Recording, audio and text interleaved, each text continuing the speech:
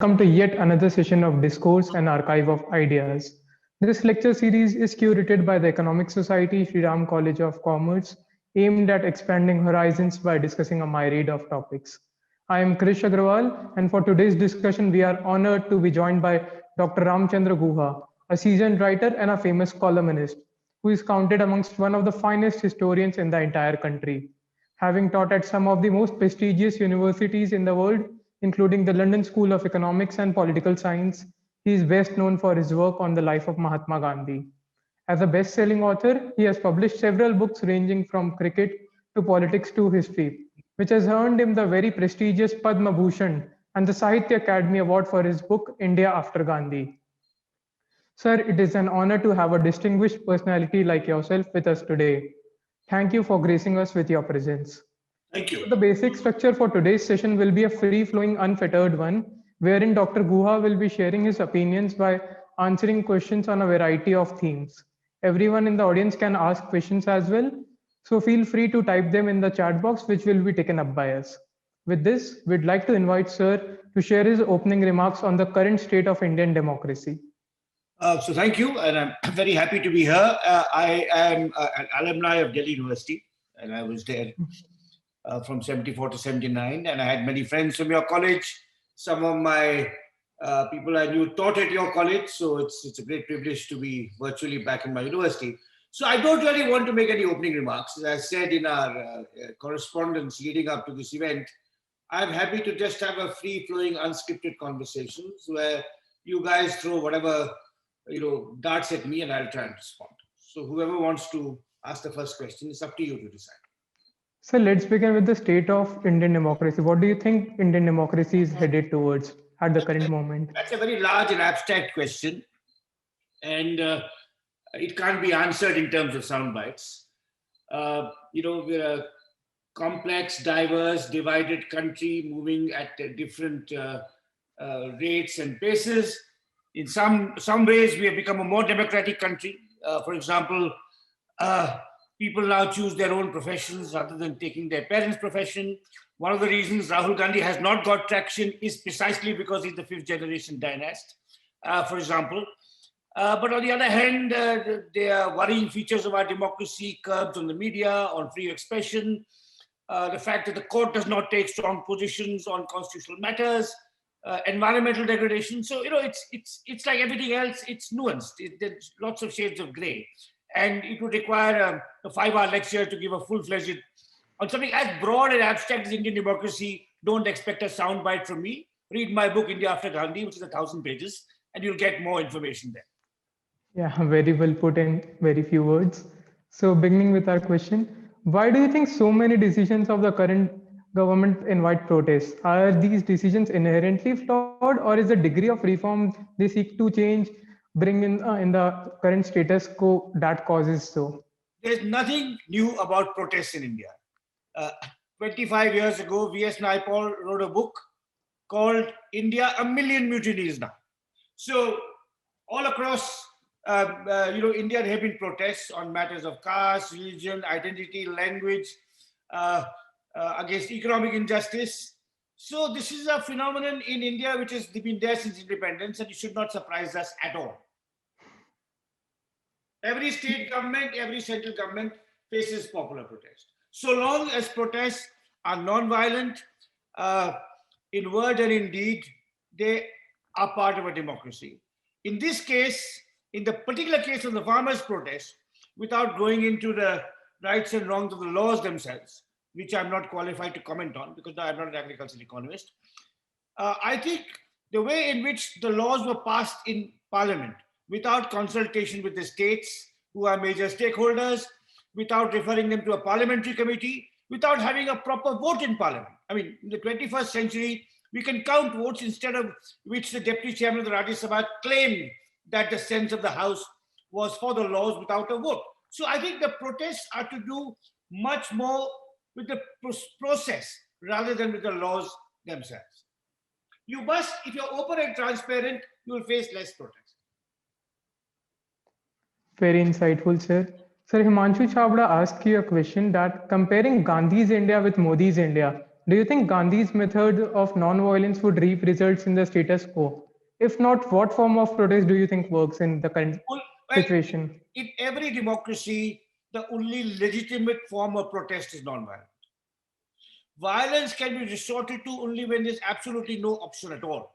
You know, in any democracy where there is some openness, whether it be Germany or France or America, I think protesters must never cross the boundary of violence. That is why I'm always opposed to violence. I've been a lifelong opponent of religious fundamentalism, whether it comes from Muslims or from Hindus or from Christians. I think the Naxalites often take up noble issues such as poverty and destitution of Adivasis, but they use absolutely the wrong means. So I think so long as protest is non-violent, and the farmers' protest has by and large been non-violent, I think it's past time that the Prime Minister himself calls them for a dialogue. You know, why should it be outsourced to the Agriculture Minister? I mean, if the Prime Minister should swallow his pride and have a conversation with the farmers, and that would build trust and that will be good for everyone. Sir, you have been openly critical about the current dispensation's effort to muzzle the media.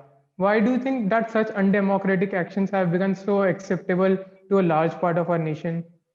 No, I think it's not just the current government's uh, attempts. Every government tries to control and manipulate the narrative to its advantage. It's the media's capitulation. It's newspapers that once stood out against the emergency that have compromised. It's television channels that spread hate. You know, it's not just propaganda. During the emergency, you had propaganda. You had Indira Gandhi had a censor, and her censor decided what would come and what would not come. Radio and television were totally controlled by the state. Now it's much worse because you have hate and abuse and division promoted by TV channels on religious grounds. I think the sectarian sentiments in this country have grown partly because of political parties which benefit, but equally through a totally irresponsible, malign, and divisive media. I mean, Hindi channels are absolutely hateful, and I'll name them: Aaj Tak, Sudarshan TV, Zee TV, Times Now, Republic Bharat, all spread hate and propaganda, and that's very, very deeply distressing for the future of the country and the way they poison the minds of citizens. So that's very insightful. Now, Keshav Todi asks you, the Gandhi of 20th century stood for truth and non-violence. What values would be quintessential in today's Gandhi if there was to be one? That's a completely hypothetical question, so I can't really answer. Okay, so moving on. I'm a historian. I don't go into projection, into speculation. I study the life of Gandhi based on, based on the materials I had. So, what would a 21st century Gandhi look like? One can't say. And it doesn't even have to be another Gandhi. I mean, Gandhi, the context, the time we live in today are very different from the context and the times in which Gandhi lived. So, I think we would have to, it's futile to think of what Gandhi might have done. So Rishabh Rishit asks, what do you understand by the word India? So, yeah, what I understand by the word India is an ancient civilization, but a modern nation. And one should not confuse the two. Because the ancient civilization had many attributes and many values, but it also had deep fault lines. For example, caste discrimination was endemic to ancient Indian civilization. Gender discrimination was endemic to India in the past. And I think the Indian constitution rightly bases itself on universal moral values and it completely rejected scriptural texts such as the law of Manu. So India to me is of course a civilization, but more important, it's a nation and a democracy governed by the constitution and rule of law. And it's because we are failing the constitutional rule of law and the rule of law that these questions are being asked. Finally, the duty of a patriot is not simply to blow the trumpet for his country, is to recognize the flaws within, is to be ashamed of crimes committed in the name of nationalism. So I think the problem with the nationalism that we have on display today is that it is jingoism. It's blind to the faults of India and Indians. And in that respect, it is very different from the nationalism of Gandhi or Tagore, because people like Gandhi and Tagore were willing to travel the world, learn from what was going on, scrutinize their own faults, their own weaknesses, and move on from there. So I am not a jingoist. I do not believe that my country is always right. I believe in universal values like truth, fairness, justice, non-violence, caste and gender equality, environmental responsibility, the freedom to eat what you want, dress what you want, make love in whatever way. These are universal values. So I just happen to live in India. That's an accident of my birth.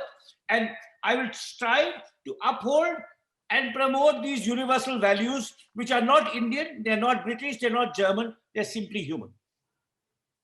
So that was certainly inquisitive. Now, next we have Parth Chaudhary asks you, politicians today use the name of Subhash Chandra Bose and Gandhi to woo voters, as seen evidently in the run-up to West Bengal. Do you think it's ethical to use historical figures in political campaigns? Well, you can't stop them. They will do it all the time, and they will distort the message all the time, and this is true of all parties. Subhash Chandra Bose would have totally opposed the BJP because Subhash Chandra Bose did not believe in Hindutva. He believed in Hindu-Muslim harmony. At the same time, so the BJP's invocation of Subhash Bose is unhistorical and illegitimate. At the same time, the Congress party's invocation of Nehru and Gandhi is also illegitimate and unhistorical because the Congress party of the Gandhi family has no bearing, no remote resemblance to the Congress party that led the freedom struggle. But it's because these political parties are flawed. They know that they have to claim these icons from the past illegitimately and claim that, they are upholding Bose because they can't talk about what they're doing in the present. They can simply invoke history in this way. As a historian, I'm disappointed, but I can't do anything about it. It will continue. And in this age of fake news, where a lie travels much quicker and much further than the truth, it becomes very difficult to combat these distortions. Sir, since you mentioned Hindutva, what do you think is the reason it seems to be spreading so rapidly? Again, these are things you'll have to read my writings. I can't really give sound bites on this. I've written extensively on this in my collections of essays, and other people have. I can recommend some books. Please read the works of Christophe Jaffrelot, a French scholar who has written very insightfully on Hindutva. There's a new book by Akar Patel on the spread of Hindutva. Please read those. I urge students of Delhi University to go back to reading books and not, look very quickly at quick answers. Knowledge, the gaining of knowledge is a slow process. It's an arduous process. You're free to email me and I will give you a long list of books to read on Hindutva, but I can't answer the question, why has Hindutva spread, in the course of a single answer. Sir, Ananya Dhanuka asks, is our judiciary still competent to carry out and uphold the rule of law in an unbiased manner? Well, for a long time, there have been problems with the judiciary, and not just true of the highest court, but also high courts. The problems are not just the one identified by your question, which is a very important problem. Can they uphold the rule of law in an unbiased manner? They have to do with the burden of cases, the ways in which some cases are heard quickly and some drag on and on. For example, habeas corpus cases in Kashmir have not been heard for more than a year and a half. It's to do with the competence of judges. It's to do with pressure brought on judges by enforcement agencies. So I think, like all institutions in India, the police, the bureaucracy, and so on, the judiciary is not performing in the way in which the framers of the Constitution would have expected it to. And I hope there's more introspection.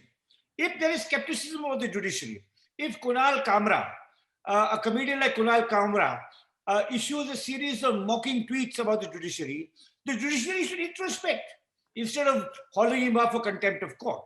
So I think, like a nation, an institution, an individual must look in the mirror, must not presume that they are absolutely perfect and infallible, must be able to scrutinize what people are saying about them, some of what people are saying about them may be unfair, may be motivated, but that's not always the case. So I think the judiciary has to have a thicker skin and a capacity to introspect.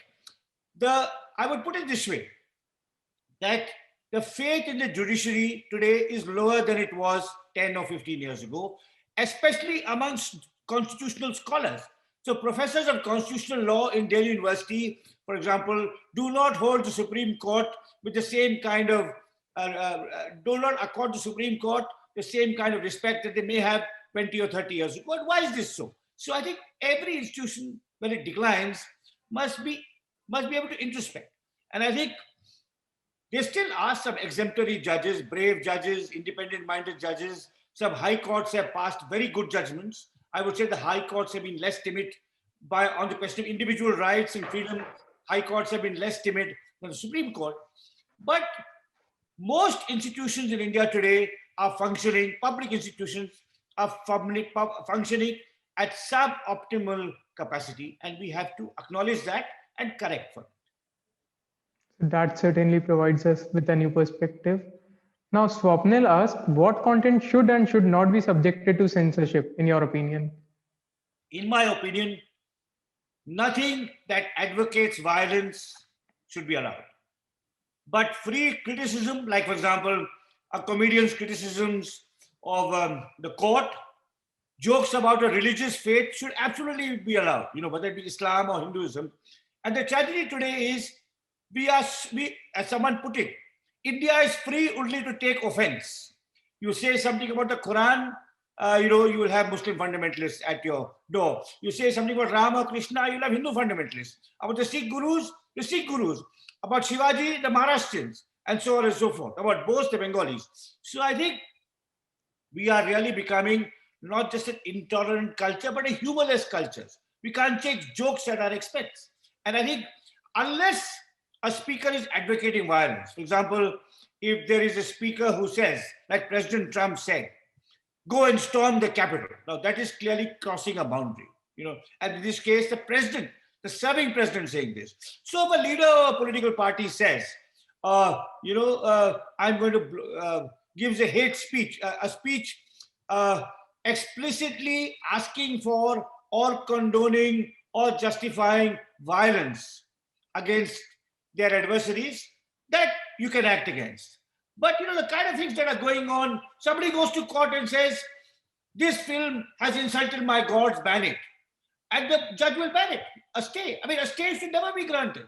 A book, Baba Ramdev finds out that there's a book being written about him. He goes to the court, and before the book is in the market, he says, ban it. This is what has happened. There's a book on Baba Ramdev that none of you can see for the last 3 years, even though it came out 3 years ago, because there's a ban. I mean, if Baba Ramdev, if he doesn't like a book written about him, he can get one of his chamchas to write a book praising him. Atal Bihari Vajpayee said famously, किताब का जवाब दूसरे किताब से होता है. किताब का जवाब दूसरे किताब से जो होता है. So if Baba Ramdev, for example, feels that there is a book about him that is biased, there can be another book written about him that is more sympathetic to his point of view. So the use of the police and the courts to ban at any opportunity, I think is deeply wrong. Again, the free flow of expression is not just vital to a democracy, it's vital to self-criticism, to improvement, to dialogue. And we have gone too far in the direction of, the courts. The courts have gone too far in the direction of entertaining frivolous pleas and promulgating stays and bans, very quickly. So very aptly put. Now, talking about books, having authored some seminal books on the Indian story, so as to speak, what lacunae or gaps do you remain in the current set writing of post-independence India? I think it's growing. When I started out, the whole focus was on the colonial period. So there was lots of very good literature on the period from Plassey to partition, from 1757 to 1947. And the period of post-1947 was neglected. That's changing. Again, since I'm urging all you young people to read books, not necessarily my books, but books by other people, do go to a website of the New India Foundation, newindiafoundation.org. And I'll tell you something about this foundation. The New India Foundation was set up in 2005 by Nandan Nilekani and myself to promote high quality writing on different aspects of the history of post-independent India. We give fellowships every year. We also have an annual lecture and a book prize. And almost 30 books have been published on, there's a fantastic book on the Indian economy after independence. Another great book written by one of our fellows on the history of the IT industry. A book on the history of Hindutva, which you've been talking about. For example, a book on the history of N.T. Rama Rao and the Telugu film industry. So, first-rate scholarship on the history, culture, politics, society of India since 1947 is now emerging. A flavor of that scholarship you will get if you go to newindiafoundation.org and look at the work we have produced. But there's lots of work outside the New India Foundation, and lots of fine books are being published every year in the field of history and politics. And that's a welcome departure from what it was like 20 or 30 years ago, when you did not have high quality non-fiction writing on independent India. And I'm delighted that in my lifetime, I have seen a publishing boom in these fields. So that is indeed a great initiative. Now, shifting gears to cricket a bit, your book titled The Commonwealth of Cricket is a result for your love for the game. Where do you think the sport and the industry which has come around it is headed in the next 10 to 20 years? Please don't ask me to predict anything. I'm a historian, not an astrologer. I study the past, sometimes to illuminate the present, but I simply can't look into the future. Though it does look likely as if, I'm glad that we're having an exciting test series against England. And we had an exciting test series against Australia, because it would be a great pity if 2020 and IPL was to colonize the mind and the imagination of the cricket fan totally. There's a beauty and a charm to test cricket that you do not find in any other form of sport. And I can't tell you how the game will unfold over the next 10 or 20 years, but I can tell you my hope. My hope is that test cricket will survive and flourish. And my fear is that the fans are so hooked to the IPL that they won't allow test cricket to flourish and thrive. Sir, you once said cleaning up Indian cricket is a lost cause. So after almost 6 years of the original submission of the Lodha Committee's report, is there any hope for meaningful reforms in cricket? No. Cleaning up Indian cricket is a lost cause. The BCCI stinks, and it's a network of nepotism and intrigue, and it cannot be cleaned up. So now shifting back to bhakti and religion. Bhakti in religion is a route of salvation of the soul, while bhakti in politics is a route to dictatorship. In this context, do you think the rapid rise of identity politics is to blame? No, it's not identity politics. I mean, it is just, this is a quote from Ambedkar. It's not my quote. The quote you read out. Bhakti in religion is a route to salvation. Bhakti in politics is a route to dictatorship. Is from a speech that Ambedkar gave to the Constituent Assembly in November 1949, while when the Constitution was decided. And it's a flaw in our national character. We deify our leaders. Once it was Jawaharlal Nehru, then it became Indira Gandhi, now it is Narendra Modi. It's also true at the state levels. Adityanath, Mamta Banerjee, Arvind Kejriwal. So it's a deep flaw in our national character that we make our individuals into gods. Virat Kohli in cricket, Amitabh Bachchan in film, Ratan Tata in industry, we make them into larger than life figures who are pure and perfect. And I think this kind of bhakti is antithetical to a spirit of a democracy, which is why Ambedkar brought it up.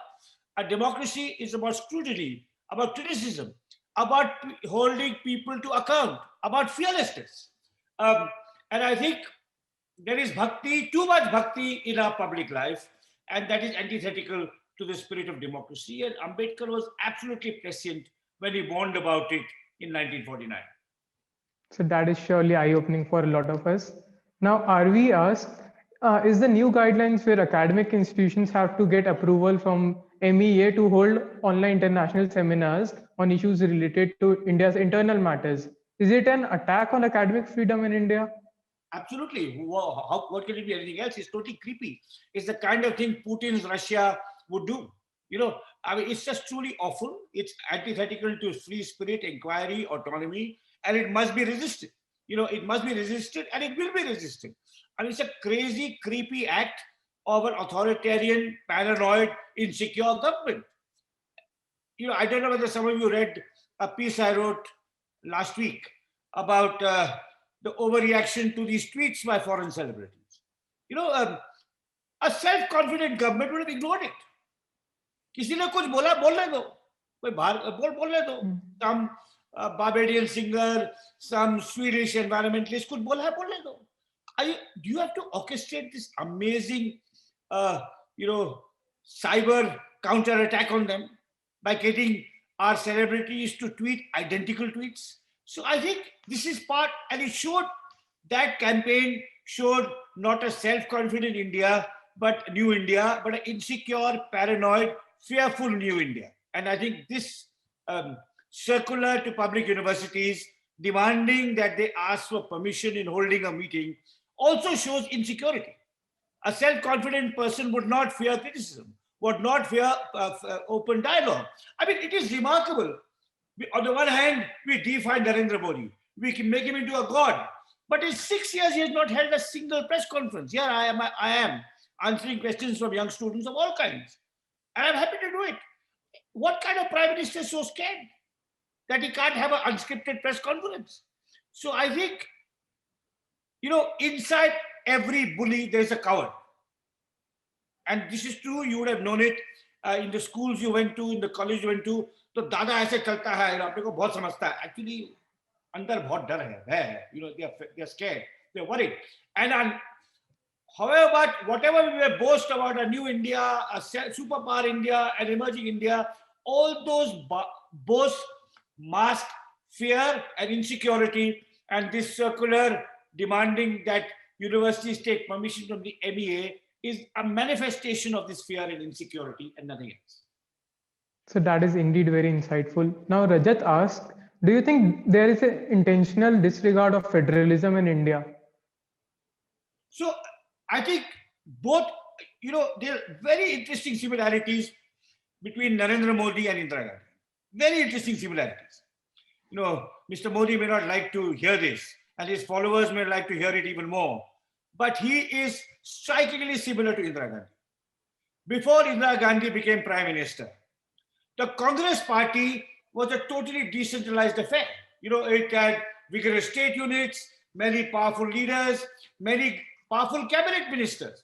Indira Gandhi made it a one-person show. The Congress party, she tried to fuse the party, the government, and the country into herself. Indira is India. Modi has done the same thing. She rode roughshod over federalism. Rajiv Gandhi tried to do the same thing. After Rajiv Gandhi, from the 1990s till 2014, federalism deepened, states got back their autonomy, economic liberalization helped because decisions about investment were taken in the states, not by the Planning Commission. But Modi has again gone back to weakening federalism. And these farm laws are a very good example because agriculture is a state subject, but they were not discussed with the states.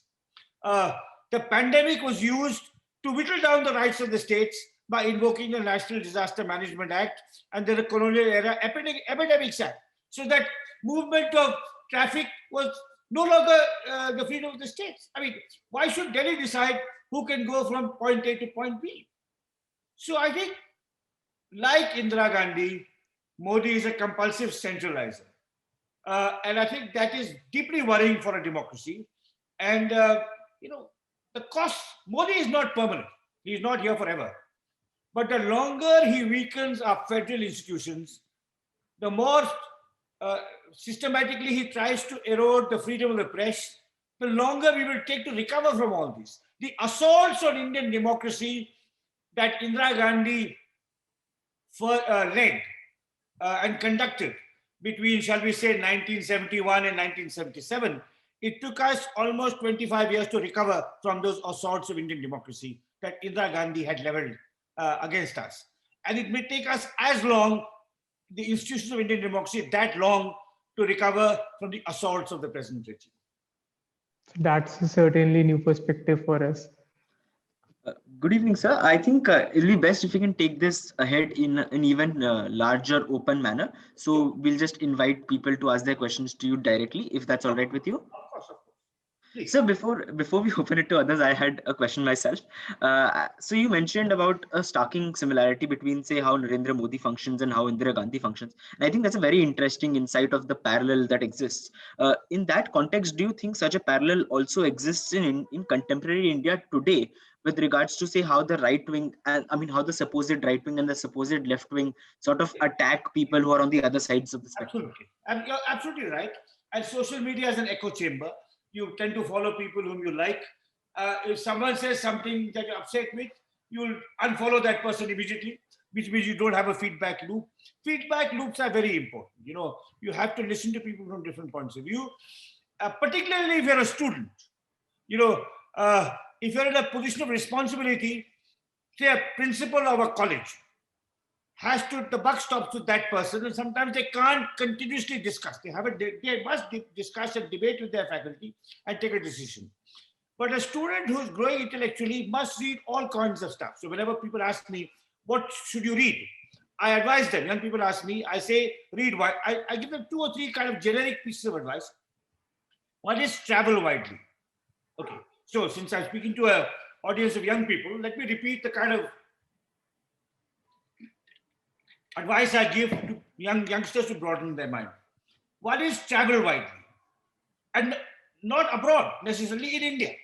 You know, if you're a Bihari, go to Gujarat or Tamil Nadu and spend 3 months there. You'll get a totally different perspective on what this country is about, and vice versa. The second piece of advice I give to people to broaden their mind is cultivate an interest outside your professional field in art or literature or music or nature. You know, I myself have an interest in Indian classical music, and it's a lifelong interest, and it has sustained me emotionally, psychologically for 50 years. And whatever you do, you may be a soldier, a doctor, a lawyer, an entrepreneur, a teacher, cultivate an interest in some aspect of culture, music or art or literature or nature. And the third thing with regard to reading is read widely. So read fiction and non-fiction, read books set in India and those not set in India, and particularly try and read the works of, if you're interested in politics and political debate, try and read books by people from the other side of the political spectrum. You know, if you're a rightist, read the works of George Orwell. If you're a leftist, read the works of Milton Friedman, you know, for example, all right. So I think that's because, you know, your own arguments get refined and improved. And I try and do that. I mean, I don't restrict myself only to people I agree with. You know, I try and read, and I've always done that. Unfortunately, I saw there was a question about right-wing intellectuals in India. Unfortunately, one does not have a really high-quality ecosystem of right-wing intellectuals yet. But once it does, I would like to read it.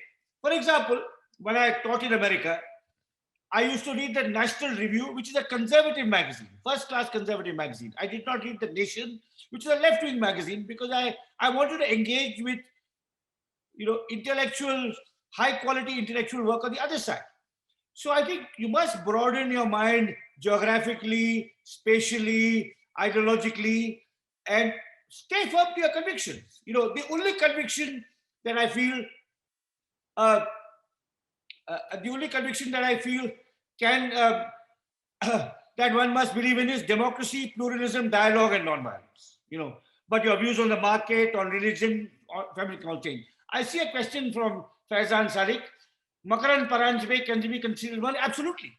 Makaran Paranjpe is probably the only qualified, reputed, well-published intellectual sympathetic to this government. One person. He's written a series of high-quality books. I respect his scholarship. I disagree with him, but I know that his work is based on some careful reflection and thought. But most of that, the rest of that, you know, his work is based on original scholarship. So there should be 10 or 20 or 50 Makaran Paranjpes. I mean, if you look at, for example, Republican thinkers in America, there won't be just one. There'll be 8 or 50 or 100. I have an essay, again, since I've been telling all of you to read more. I wrote an essay some years ago on how in the colonial period, we had quite a few first-class right-wing intellectuals, G.S. Ghurye, the sociologist, R.C. Mazumdar, the historian. So I think, unfortunately, I'd say, put it this way, that this government is particularly anti-intellectual. In this government, no minister reads books. In Vajpayee's government, Vajpayee, Advani, Murli Joshi, George Fernandes, Yashwant Sinha, Arun Shourie, Arun Jaitley had read books, respected scholarship. In this government, you have Narendra Modi, who mocks hard work. He says, I have hard work, I don't need Harvard. So that's the attitude of this government. And probably Amit Shah and Aditya Rath are a step, down, even further down the ladder. So I think when I said that this is an anti-intellectual government, it's manifest in the cabinet minister. Just compare the respect for scholarship and learning that people like Jaswant Singh, Yashwant Sinha, Arun Shourie, Murli Joshi, George Fernandes, and so on. So I think this is deeply worrying. A kind of anti-intellectual culture, a Philistinic culture. I'll give you another example. This government claims that they are a Bharatiya government. They have done nothing for the promotion of Sanskrit teaching in this country. The best Sanskrit teachers are still in America and Germany, not here. Why is that so? What have they done for the promotion of Indian classical music, Indian craft traditions? Very little. Because they're an anti-intellectual, anti-culture, anti-Philistinic government. And I think this is a brute fact. It's not an ideological statement. Just as I said, if you want to know how suspicious this government is of scholarship and learning, just compare the reading taste of this government with the reading taste of Vajpayee's cabinet. Sir, just a very short follow-up to that. So when you mentioned that the government is, say, anti-intellectuals in general, like across the spectrum, do you think that probably also arises because they know the fact that probably there are not many right-wing intellectuals? I can't speculate as to why this may be so. But, it's very, I think there's also problems with this kind of lack of openness. But it'll hurt us. I mean, the 21st century is a knowledge century. I'll give you one example. Now, you are in Delhi University, all right. When I was a student in Delhi University, I'll say one more thing. The decline in the intellectual culture well predates Narendra Modi came to power. It starts with Indira Gandhi, because Indira Gandhi also wanted to control. She wanted to have loyalists as vice chancellors, as heads of the UGC. And in the 1970s, when I was a student in Delhi University was the best university in India, in Asia, outside Japan. In 1975, apart from the Japanese universities, Delhi University was the best university in Asia. Now, there must be 50 Chinese universities that are better than Delhi University, 10 South Korean universities, 5 Taiwanese universities, 3 Malaysian universities, at least. All right. So the decline in the quality of intellectual life in India has been striking over my lifetime. And no government has done enough to reverse it. This government has done the most to spoil it, right? But it's not as if, Sonia Gandhi would also want her loyalists to be head of UGC. I mean, I can give you an example. When Manmohan Singh was prime minister, the head of post of UGC fell vacant. And,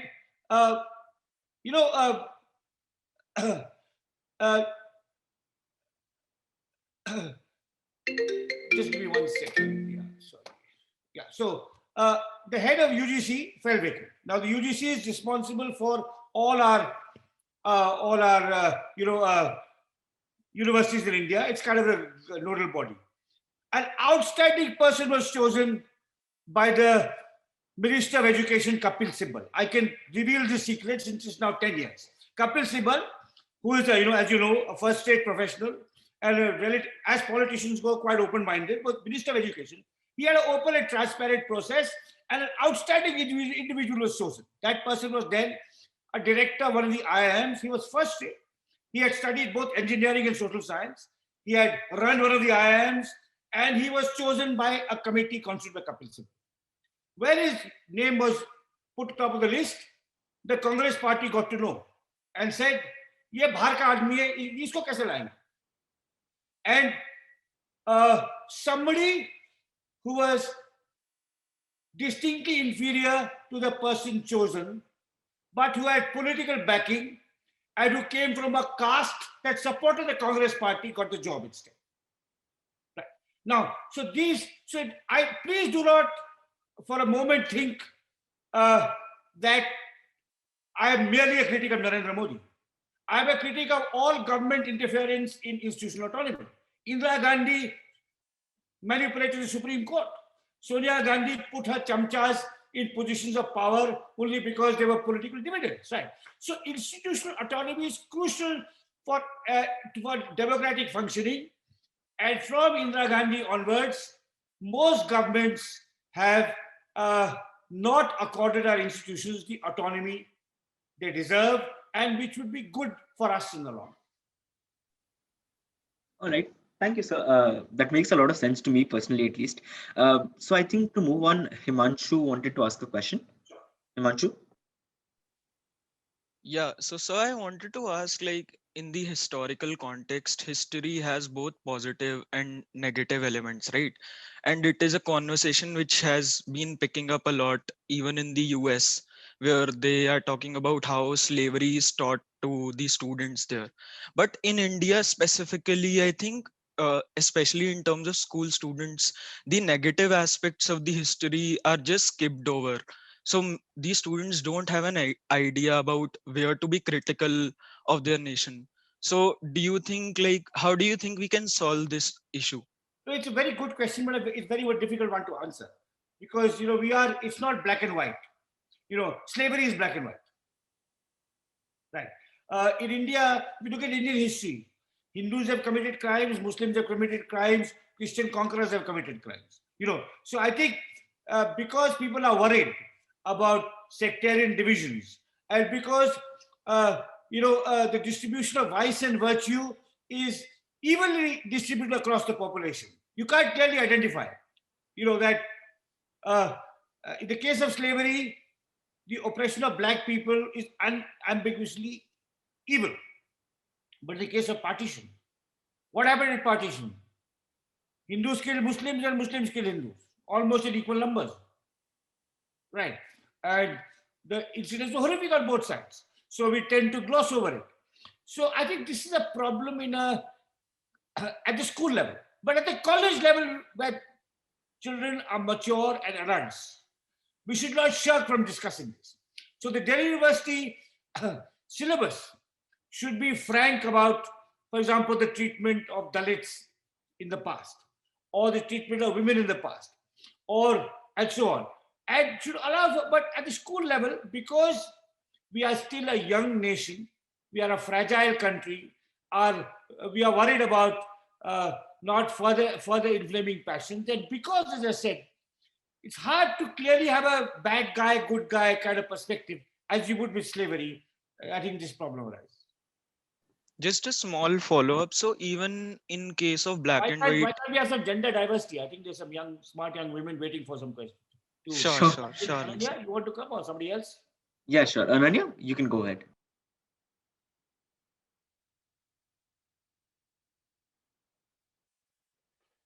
You unmute yourself. Yeah, sorry, it required permission.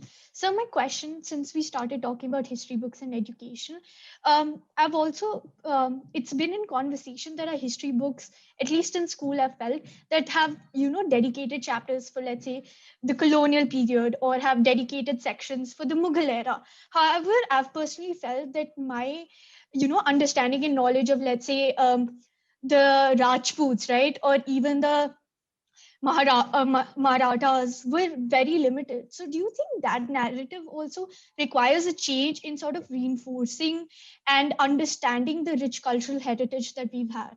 That's a very good question. I think I'll answer in two ways. You've identified a genuine problem with our textbooks. One problem is that they're very North India centered. So lots of the Mughals, nothing on the Cholas. Lots of the Indo-Gangetic plain, nothing on the Northeast.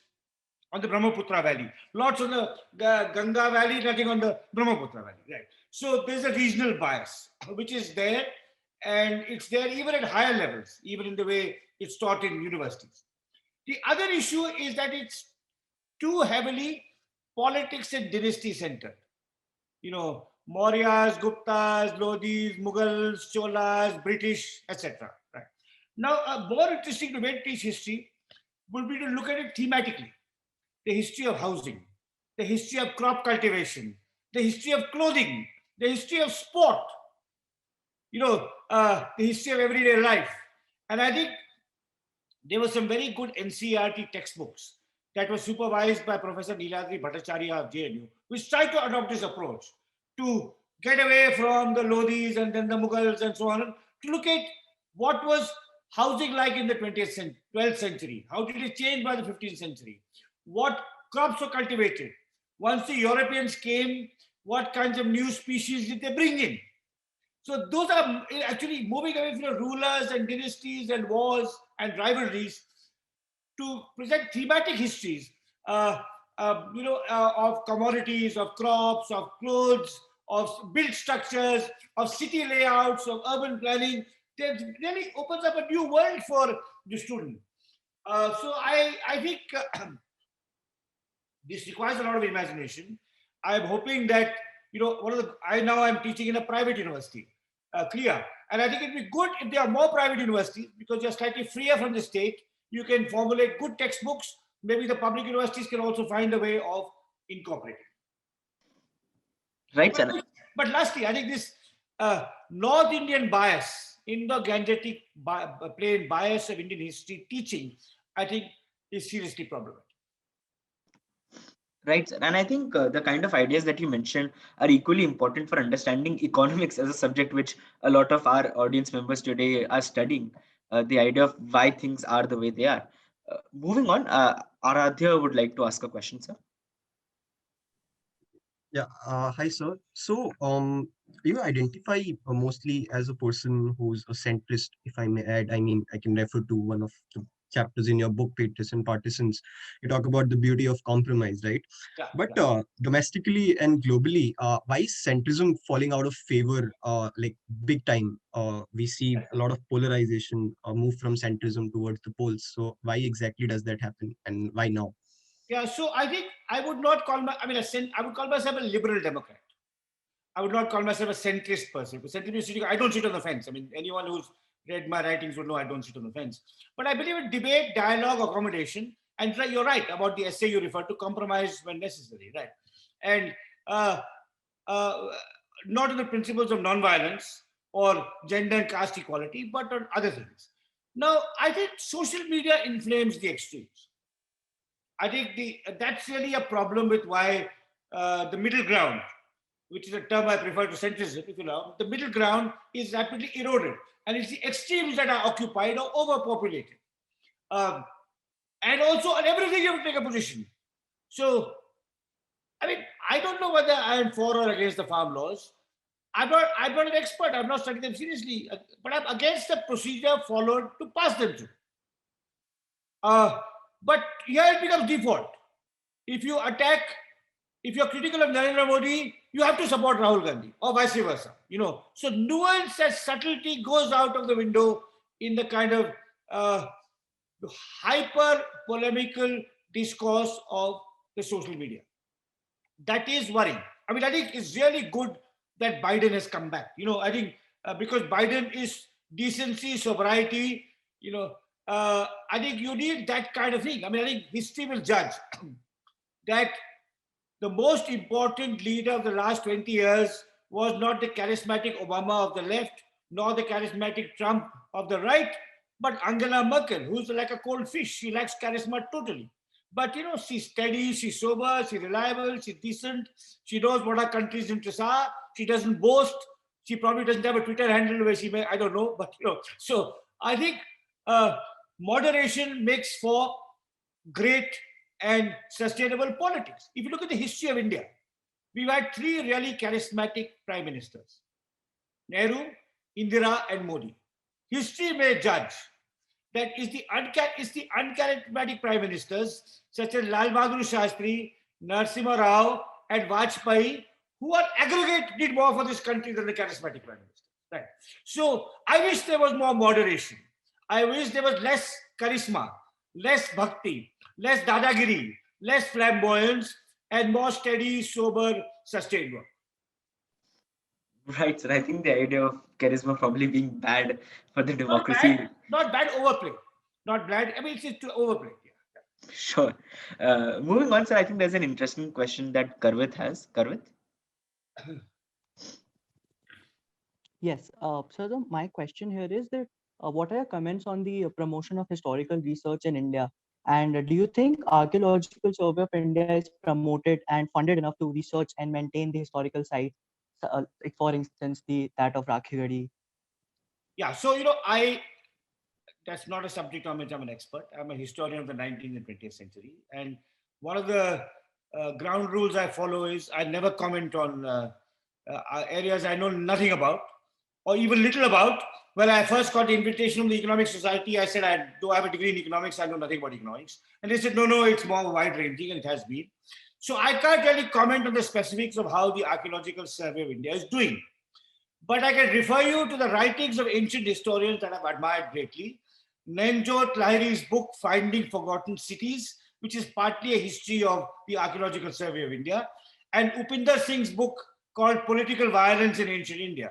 So I think there are people who would be able to answer this, call Upinder Singh or Nainjot Lahiri for a conversation on that topic, and they will give you the kind of focused, informative, fact-based answer that I cannot give.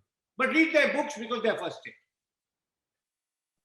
Right. So we just move towards wrapping up. So just one final question from our side for you is that given the status quo that we live in, where do you think, I mean, again, you've mentioned repeatedly that you do not like to speak for the future. So that's why I want to ask, what do you think are the lessons that history has to offer to us for the times that we live in? See, history has only one lesson. Often people are asked, what are the lessons of history? History, I'll tell you what history is. History is a way of opening your mind. You read about another culture, another time, another group of people whose ideas, lifestyles, struggles were so different from yours, right? So history is it's a form of education, but it's not a management toolkit. There is no guarantee that a well-read, a politician who's read a lot in history will be a better politician. There's no guarantee. Because your time is different, your context is different. The only lesson that history has to offer is that there are no permanent winners and losers. Hitler thought he was there for 1,000 years. The British took 18 years to build New Delhi. In 18 years, they were out of here. So the things change. Who would have predicted the collapse of the Soviet Union in the 60s or the 70s when they appeared, in fact, even to be winning the Cold War, right? So that's the only lesson of history, but it's a way of educating yourself and learning about the diversity, the richness, the anxieties of human life. And so by all means, in whatever field you are, you're a scientist, a lawyer, a doctor, a businessman, read works of history. You won't become a wiser person, but you certainly become a better informed person and a more grounded. In a world where history is perceived to be just theoretical, I'm sure everyone will agree that Dr. Guha has been able to bring it to life through this discussion, which enabled us to hear a multitude of thoughts and opinions about events that had already taken place. Such exchange of ideas and perspectives help us to push beyond the boundaries of our minds and explore the unexplored. We thank you for taking out time from your busy schedule and joining us today.